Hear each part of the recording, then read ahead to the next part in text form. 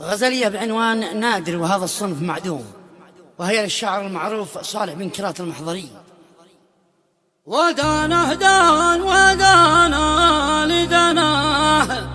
ودانا دان ودانه رمدان، يقول لي لا الشعر ما لزوم يلحاج سقطه ورد مياس، يقول لي لا الشعر ما لزوم يلحاج سقطه ورد مياس، عنوانها بشوق ما ختام لا من جماله يرفع الراس،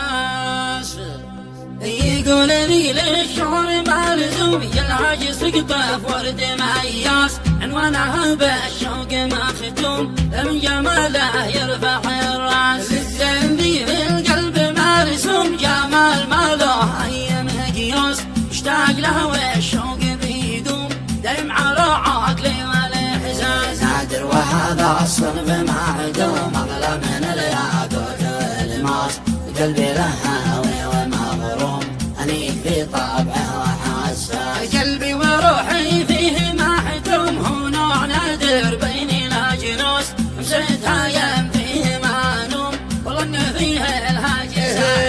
قاعد سلسل الظهر مرجوم وعيان فيها بطرف نحاس، والرمشي في الاجفان منظوم والانف حد السيف لهاس، ومبسمه بالشهد معد عمري حصل يبعد لي الياس، والعنق مثل العاج مبروم رجل فيه الخد ملاس، وتحته بستان مزحوم رمان موروسات بالراس، اليك وانا طير واحوم احط فوقه واشرب الكاس، قامته والخصر محزوم ما قدرت وصفه في الناس، والله ما هو صيد محسوم تروح عليه اثنين حراس، رافق لا صار محزوم ولا مع دعوه في العراس، الله معه من نظرة الشوم بيحرس من عيني لا نجاس، ويحرس من عيني